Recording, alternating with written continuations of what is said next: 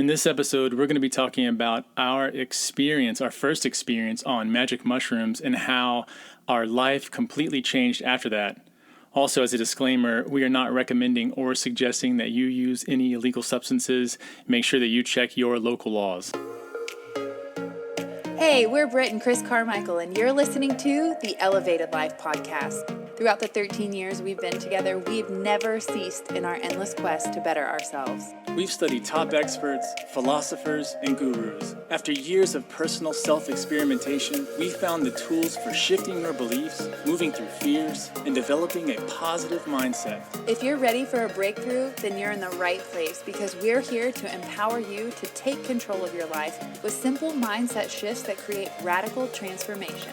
We'll be diving into topics like personal growth, health, philosophy, spirituality, relationships, success, and mindfulness. So create some space for yourself and get comfy. It's time to become the badass you were born to be.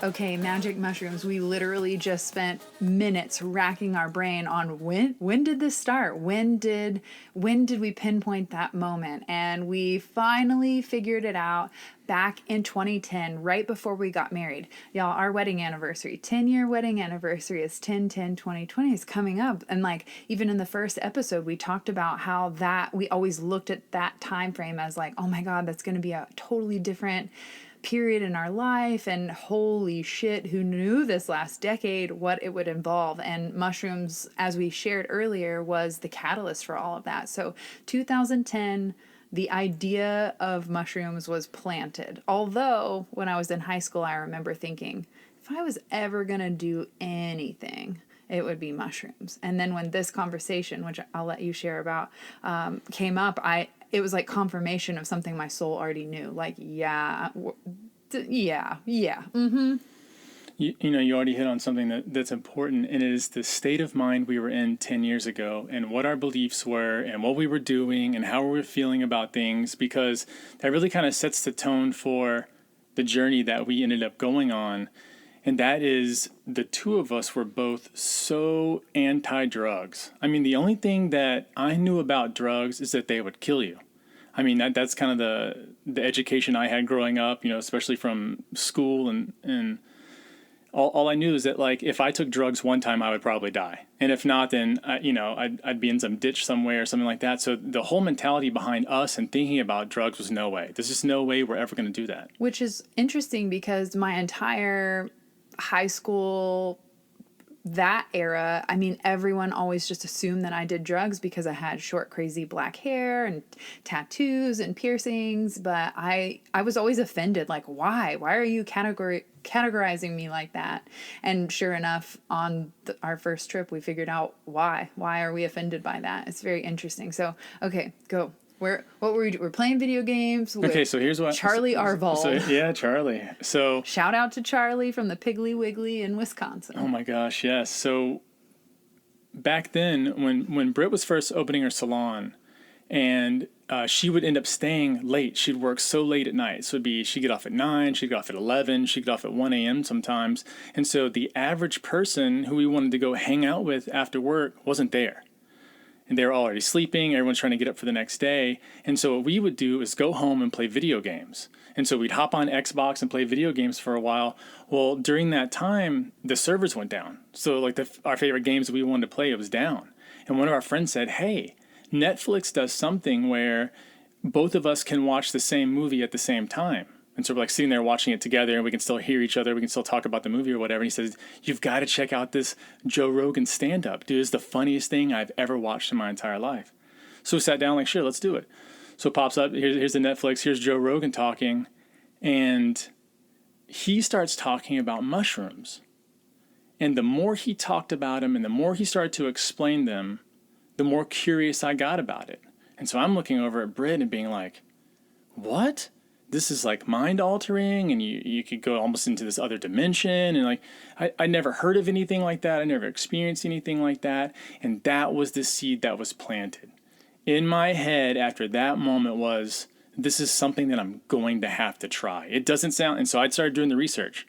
I started looking up, will it really kill me? I mean, like, is this so harmful? Am I not going to be able to like do anything after this? This is going to be the last experience of my life. Like I started to dig into it, and what I found was kind of baffling, because it's exactly the opposite. Like, really, people don't die from mushrooms. That's so unheard of. That's so just like not what's going to happen. I know Food of the Gods was one of the books that you read that you really enjoyed, but what were some of the other books that you read that really helped to open your mind to that? Well, I think the big thing was stumbling into Timothy Leary, Ram Dass, like you mentioned, Terence McKenna, who wrote Food of the Gods, and finding all these Harvard professors and these guys who were talking about mushrooms. Also stumbled into Paul Stamets, who is phenomenal, just absolutely the expert on mushrooms.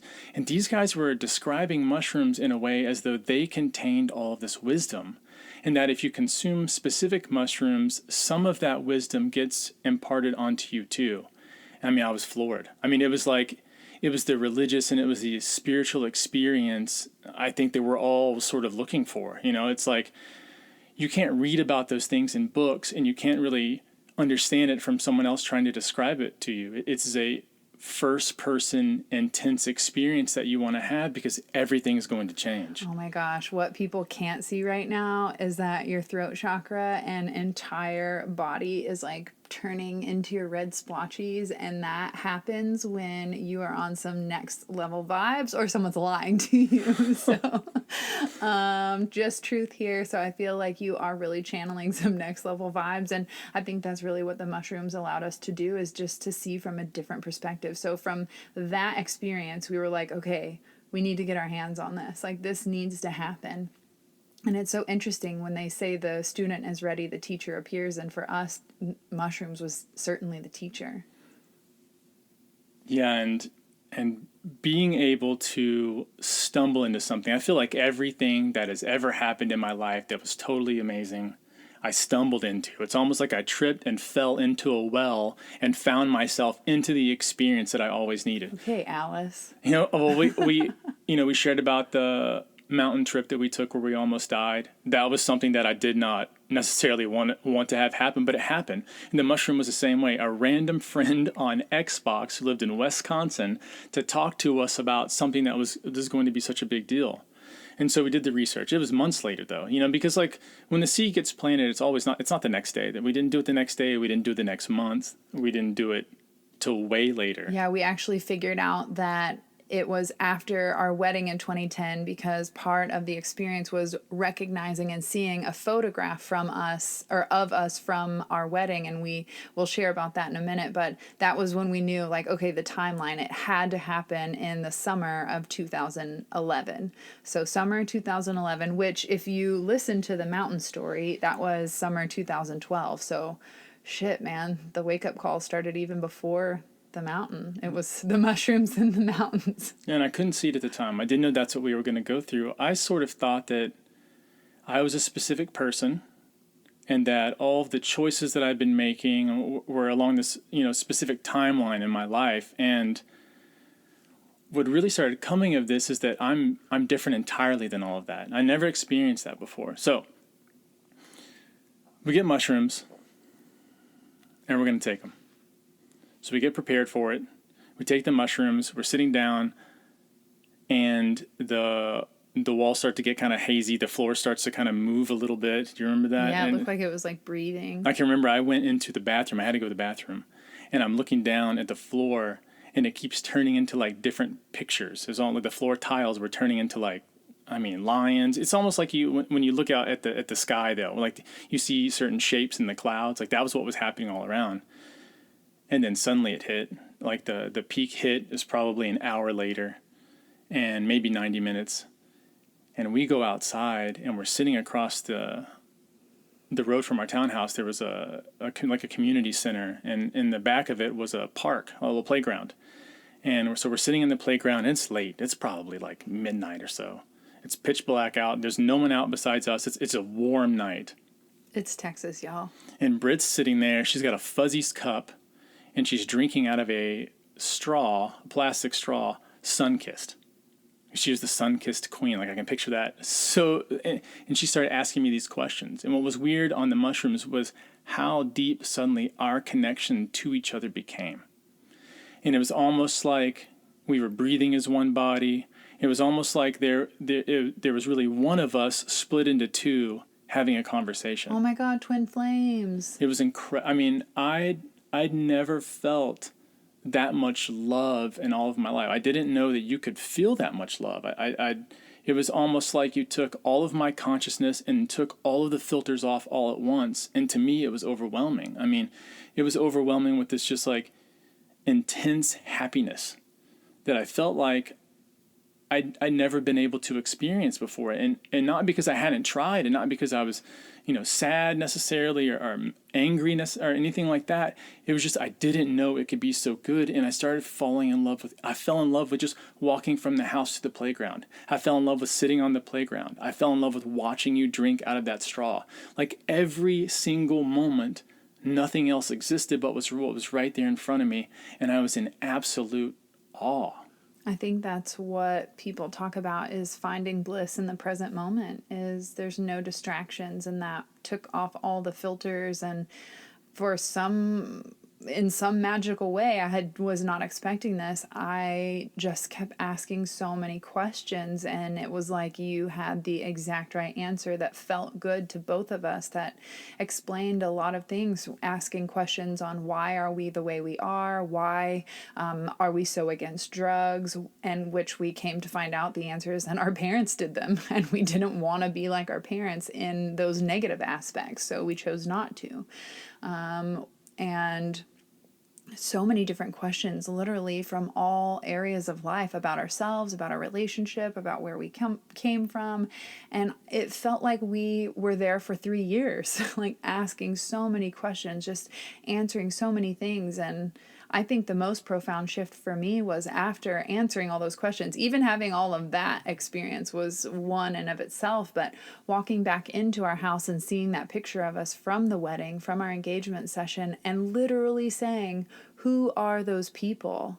We aren't those people. We don't eat animals. We don't do this. We should be smoking pot, this, that, like all these things that we weren't doing in our life, that we even said, oh my God, we're going to be famous. Like, what in the F? Like, what? I mean, it's crazy to see how much has changed and shifted over the last 10 years, all from that one moment of seeing a glimpse into what our life could be.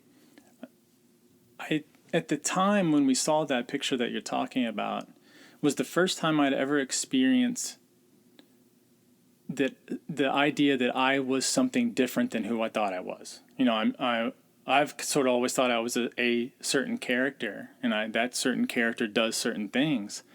And when we walked back in the house from that playground, I was different. I saw myself beyond all the limitations I'd ever thought of. And it was clear that there was so much more to life than I'd been pretending. And it's almost like I felt like an ostrich. I had my head in the sand this entire time, and I just wasn't experiencing life. I wasn't as joyful as I should be. I wasn't recognizing how precious life really is, how quickly death comes to us all. And it was a glimpse, though. It was only a glimpse. And when we came out of the trip, the next day, I woke up and all those thoughts were gone. I didn't feel like, oh, I'm this different person. I was right back to just being me. It was just normal me again. And there was a little bit of a sadness. There's a little bit of like, oh my gosh, am I that thing? Or maybe that, I don't know, am I? And as time passed, and quickly, as the time passed in those first few days, I remember thinking, I have to get back to that.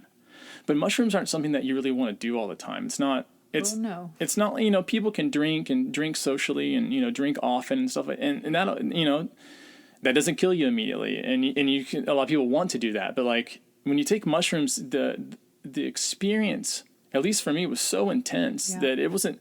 It just didn't want to do them again. I'd already seen what it was going to show me. We'd had multiple trips, since then, but it was never. That first one was the trip. And what it showed me, I think what it showed probably both of us, was where our life could go. There was a moment where I thought, I can get back there. If I've experienced it, if I've seen it, there's got to be a way for me to be able to be there again.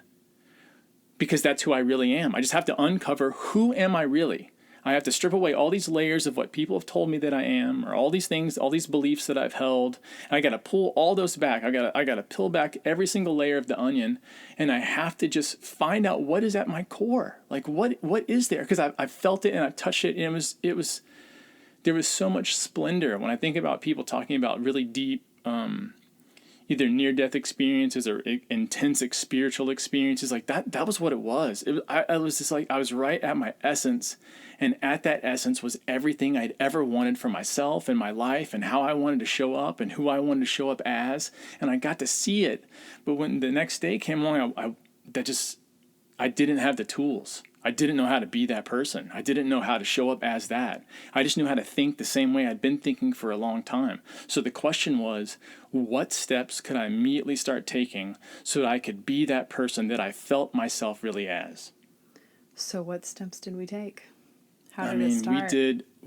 Immediately I started thinking of, I've got to seek new kinds of truth. I've got to go seek out new people who are leaders, new people who want to be more peaceful. I want to, Britt mentioned on the mushroom trip, we said we don't eat animals anymore, which was super weird to me because, it's Texas. It was barbecue's normal. We were keto at the time, back in 2011, so it was like very meat heavy.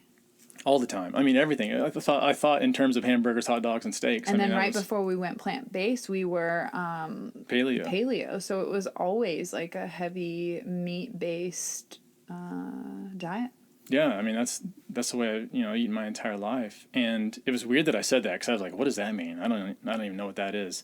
But we started watching documentaries. It was documentaries that really started opening us up. And that was back then. It was like Food Inc., Forks Over Knives when they came out with their stuff. Nearly Dead. Yeah, it was so we went on that health trip, just sort of looking at what are other people doing, are other people experiencing this, what's going on in our food industry. Started asking a lot of questions like, what's going on in the food, what's going on in our government, just like, what's up with the universities. Let me try and figure out some more truths and dig a little deeper so that I can figure out. I felt like it's almost like the world was sort of a mask, that I'd been kind of masked to it and only seen certain parts, and I wanted to expose myself more to more of the truths as to what's really going on. I just want to see marketing and commercials anymore. I want just show me that raw truth and let me deal with it. Let me figure out, where do I sit on this? And just like it really came revealed that like we hadn't been told the truth about drugs. Mm-hmm. Not that I'm advocating anybody to do drugs, but like there are some drugs that like just don't affect you in the way that you think that they would. It's like, and for us not to have an understanding about that, and for us not to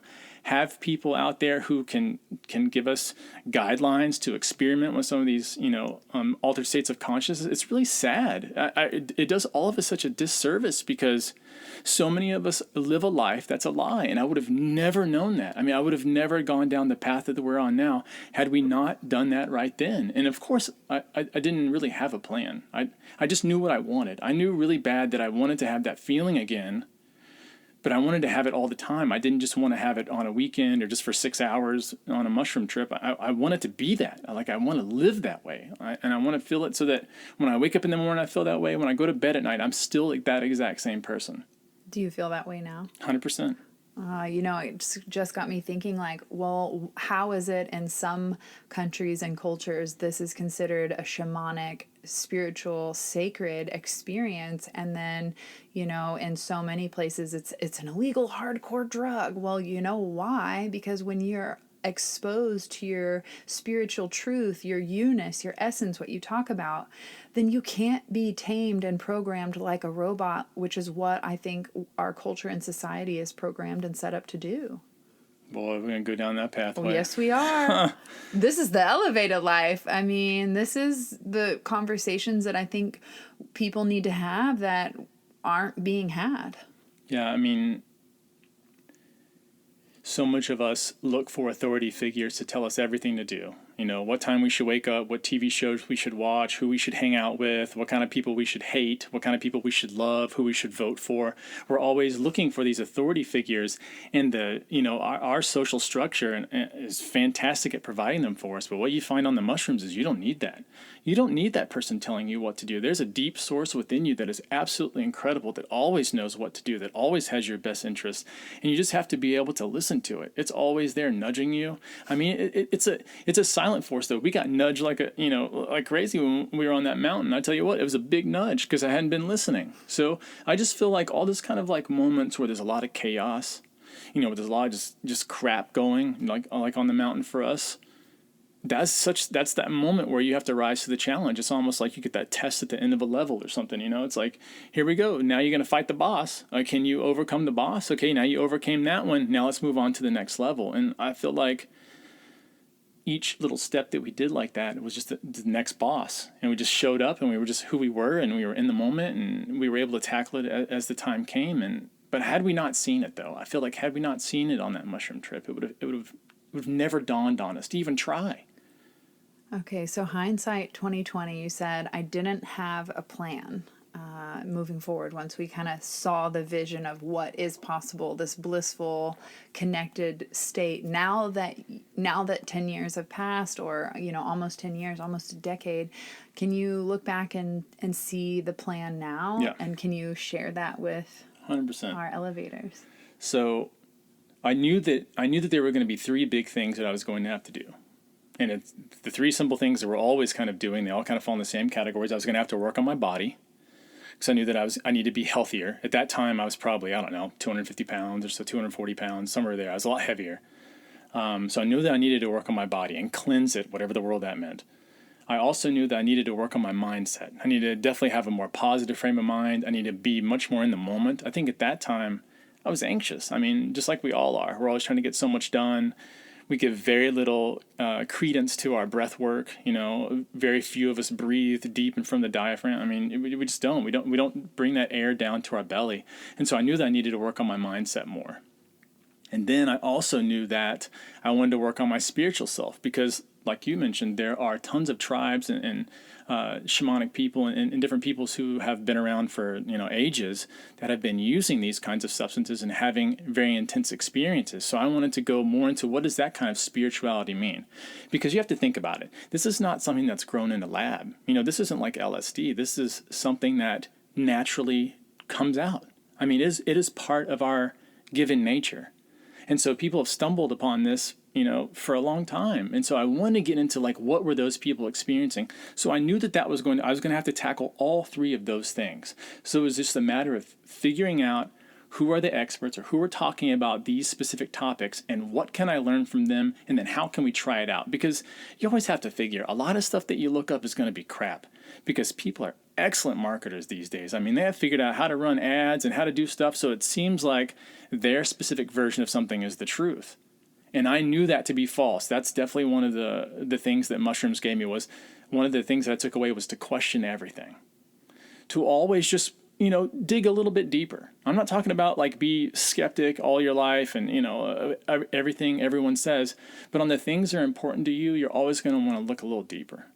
And being able to do that led me to truth. It definitely showed me a lot of false gurus and fake experts and stuff like that who are really much more in it for the money and just kind of peddle anything that an advertiser will allow them to. And so you have to dig deep. I mean, you really have to find these people and search them out. But they're out there. And whatever topic you want, there's someone out there who knows the truth about it, who really wants to explore it, and whose tips and strategies and ideas you can take and automatically implement in your life to see if they work. And that's really what we were doing. We're just trying out new things until we figured out something that worked. Yeah, we've been the ultimate guinea pig experiment, which is why the elevated life is our passion, our baby. Like, our mission in life is to help shortcut the path to success, to enlightenment. Not that you can shortcut in a way that deters your growth from doing the work, but so that you're just not wasting so much time in fear and doubt and all the nonsense that we're being distracted by. Like, really getting to where the magic happens so that you can do the healing work.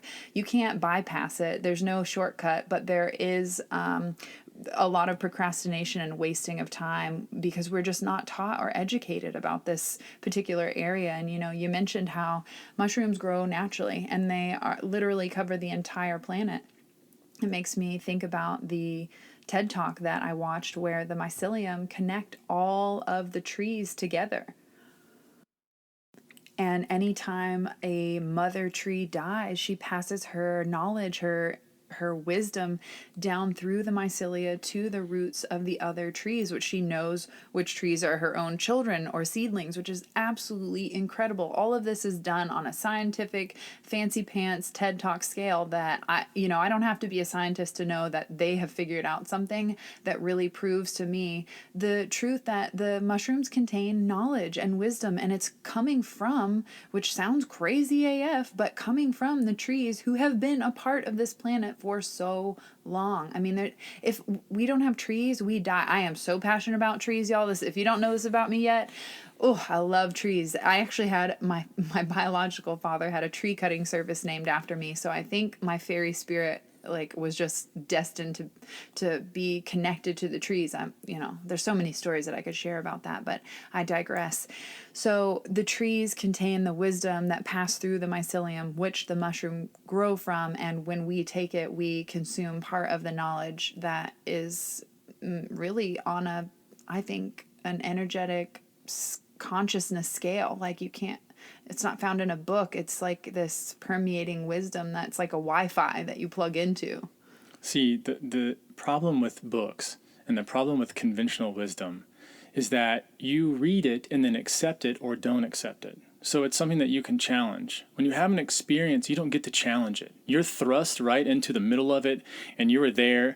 And on mushrooms, you're there with all of your problems, and they are right there on the surface for you. And there's a cathartic moment of healing. I've never cried that hard in my life. I mean, just the amount of tears, of facing some of the things. I remember one of the things you asked me on during our trip was, "Why are you so big?" Back then I was lifting weights nonstop. I mean, I was like powerlifter style. I was big, I was heavy. I like brute force, let me run through a wall kind of a guy then. And the answer that came, and it came immediately, that's what I liked about the situation, was that there was no ego involved. Normally when we answer questions, we subdue part of our answer because we worry what other people will think of us.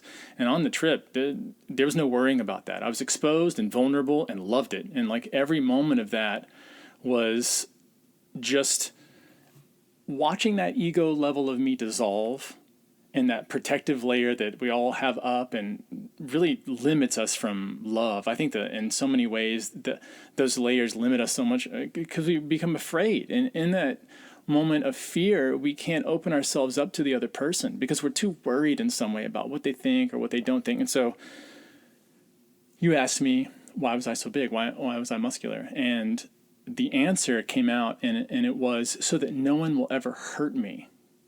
And it came out, and it was one, I said it because there was no thought behind it, and the answer just came out. It was a bit overwhelming because I'd never thought or faced that reality. Like, what am I doing? Like, I'm spending so much of my time and effort and eating all this food and spending all these hours in the gym and clanging these big weights together so that people won't hurt me.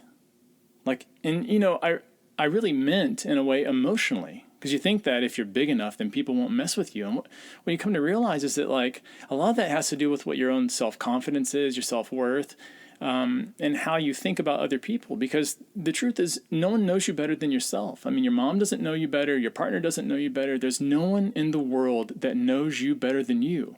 So when other people go to comment on you, who cares? Like, none of that really matters. And up until that point, I'd never faced that before. I never had that realization, Not that, like, if someone made a bad comment, it was going to ruin my day, like some of the more sensitive people. But, like, it definitely affected me in some way. It definitely, rubbed my skin raw a little bit. And, it hurt even though it didn't. But, man, after that moment, I thought, why am I so big? Like, it made what I was doing silly to me. And if you ever study fantastic therapists or really good leaders, what they do with people's problems is they show them to them and then make them silly. So in that moment, I felt a silliness. It made me laugh. I felt a silliness inside, like I'm doing this like a goofball. I'm not just doing what I love. I'm doing it to protect me. And so I don't need to do that anymore. And that really took us on the health journey too, because it wasn't just about being bigger or being stronger or pushing myself to any limit. It was about thinking about what's really healthy for me. And that connection you talked about with the trees, man, well, it became overwhelming. I mean, it was where blades of grass, where it felt like they were speaking to me. Their colors were more vibrant, even at night. We're out there at night, and it's just, it's like they were talking to me with color, and it was so beautiful. And it started to have me see food in new ways, because we didn't really eat plants at that time. I mean, a little bit, but like we didn't go buy broccoli, and I didn't even know what really kale was yet. I hadn't experienced all that stuff. I'd only had it as like kale chips and everything. So I started to see the plants as alive, and seeing plants as, I mean, it sounds super woo-woo and magical, because it is. I started seeing the plants as alive and giving me nourishment and nutrients. I mean, when all of us think about what the healthy foods are, we think about plants. I mean, those are the first things that come into our mind.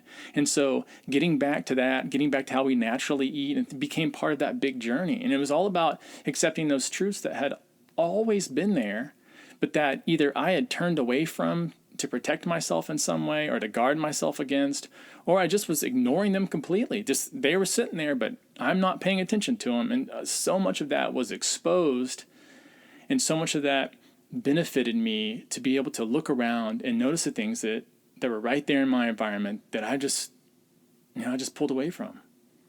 You bring up a very important topic about how the mushrooms led us on this health and wellness journey from there.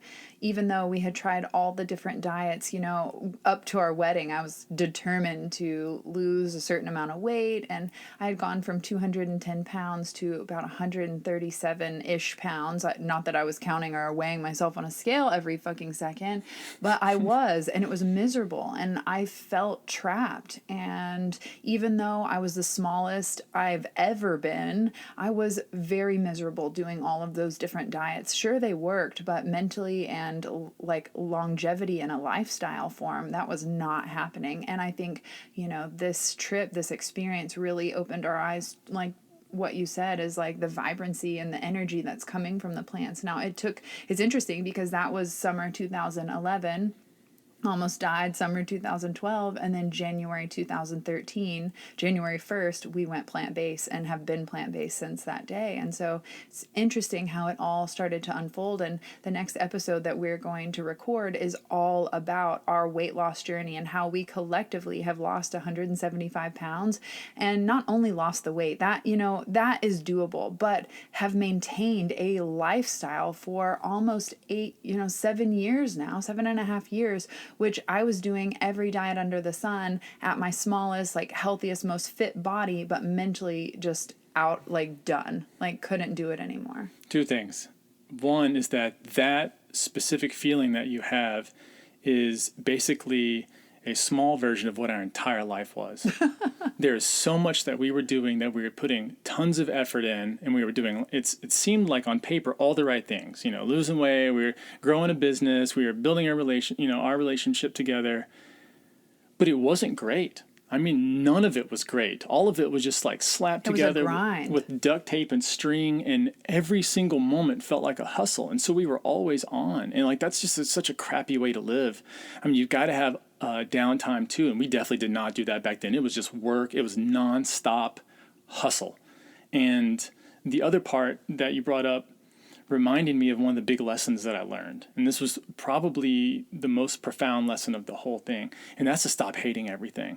I mean, stop hating yourself, stop hating other people, stop being angry. It's like, stop living in that mode, because it doesn't help you. It doesn't help the people around you.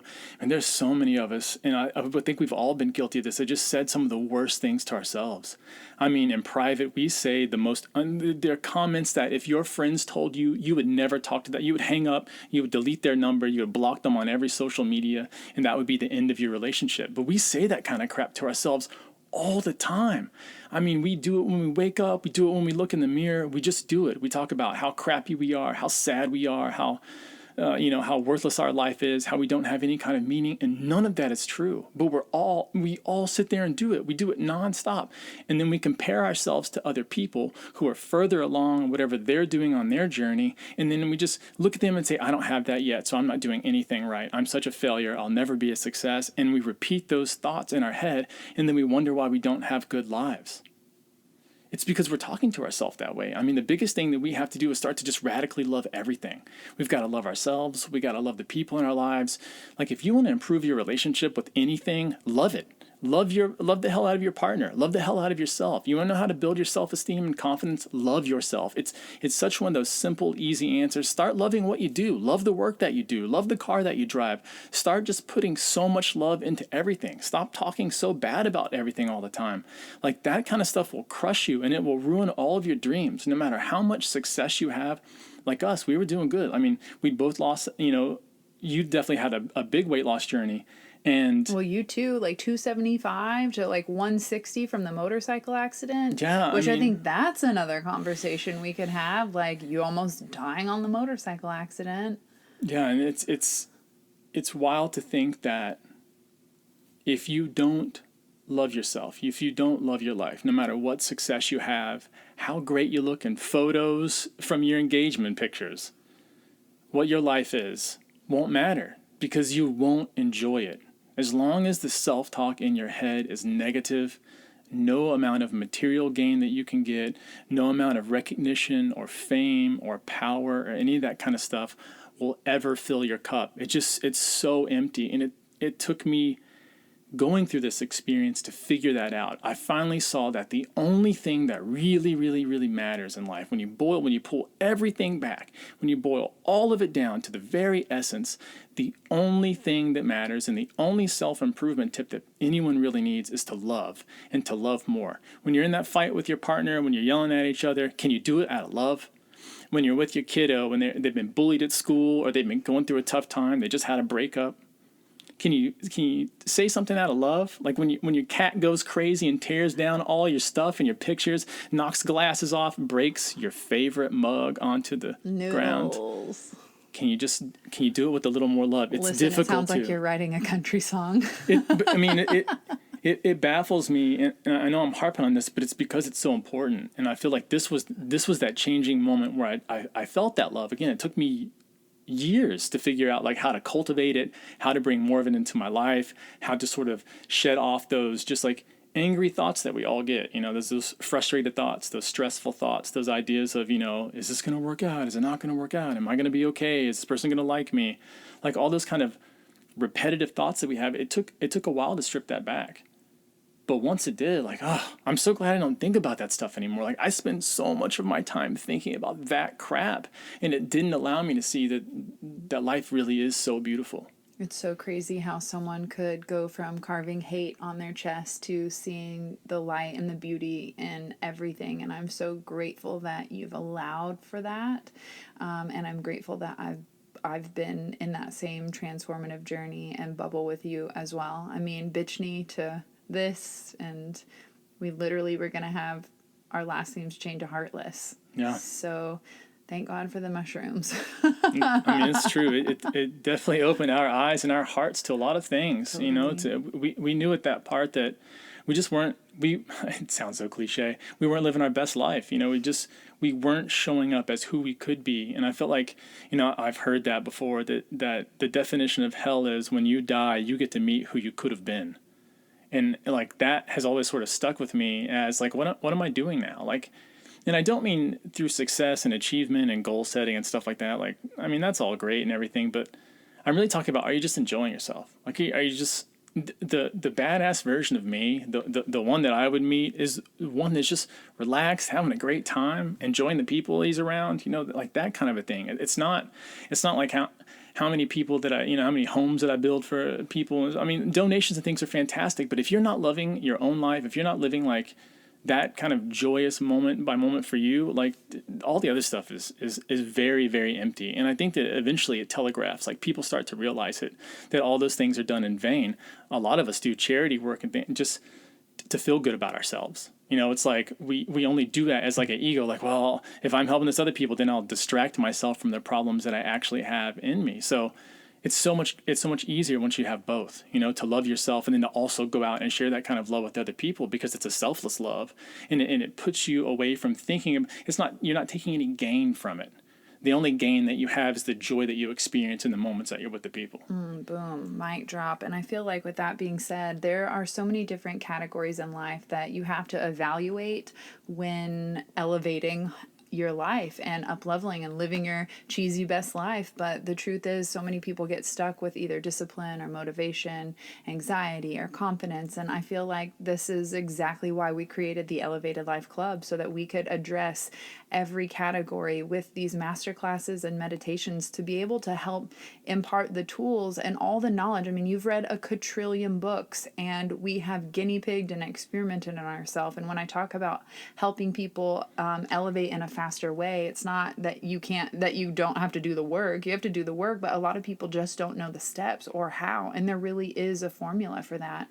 And I feel like the Elevated Life Club is that next step for anyone listening who's like, okay, I want to be my best self, but shit, I don't know how to do it. I mean, or I'm stuck in this certain category. I remember how in the beginning, when Elevated Life first came, you know, when we first started even dreaming it up, like that this was going to be a thing, it was because people from our past were coming over to our place and being like, well, they're like, how in the hell are you guys here now? Like, how you guys have changed. Like, you guys were just total assholes.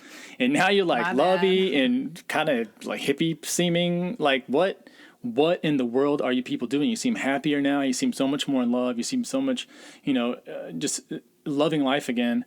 Like, what in the world are you guys up to? And they would come over with notebooks, and we would just sit there and describe to people what it was that we were trying, what it was that we were thinking, how we were doing things differently. And then eventually I was like, I'm having the same conversation a lot. That people are interested in this. They really want to know how to improve their lives. And we went out and fought the battles. We've got it, like, you know, skimmed down to some steps and stuff. And so, man, it took us a decade to figure it out. I mean, it really did. It's been such a journey of trials. I mean, and I feel like that's what life is, just a bunch of journey of trials. And looking back now, like, yeah, hey, it's great. But like, going through it sucked. Like, dark nights of the soul, all that stuff sucked. Recognizing that you've been just a total idiot your whole life. That you've been lied to, that you felt alone. And dealing with that, and, you know, feeling what connection really means, and like how you are understood and how people do care about you, and you're connected to everybody else. So when you hurt another person, you're actually hurting yourself. And like, having all those kind of realizations come into me took forever. I mean, it took time. And if we can help people shorten that amount of time, like, that's 100% what I want to do. I mean, I want to help people not have to struggle as hard. I feel like, and it's all from that silly conversation I had with my mom that time, where she said, what's the use of all this knowledge you have if you don't help anybody with it? And I was like, come on, man. Like, what? Come on, Mom. I just kind of use it for myself. And she just kind of shook her head. And I was like, ugh, fine. I'll get on it. Well, we appreciate you for sharing all your knowledge, because us people over here who aren't reading a million books all the time, who are Aquarian-like, consuming all of this wisdom and on this quest for truth, I think that's what differentiates you. You could absorb mindless knowledge and know who all the housewives are, but you are on a path of figuring out the truth and why are we here, what is the purpose, and how can we make the most of it. And I think that really has been the most beneficial work that you've done and you've shared with us. So thank you for sharing your wisdom. And it's really cool to hear, even from all the elevators and the listeners, that they're loving the podcast. This was something we talked about doing many years ago, and now, you know, from our perspective, we are loving it too, because we can now share all of these stories in a way that, like, kind of gives you guys all the puzzle pieces as to why are we here sharing this message, what is the importance, the mission, what is the elevated life, and how can you start implementing some of these philosophies in your life that feel good to help you along your journey. Tools are temporary, and the wisdom that you gain from looking within is everlasting, and that is all we aim to do, is just to teach you that you really ultimately are the guru. And when you have the confidence to look within, you'll always have the clarity to take the next step on your path. Boom. There it is. Done. All right, guys. Thanks so much for listening, and we appreciate all the love and support. If you love this podcast, please leave us a review. Let us know what you love and what topic you'd like us to cover here on the podcast. We'll catch you guys in the next episode. Peace. Thanks so much for tuning in to the Elevated Life Podcast.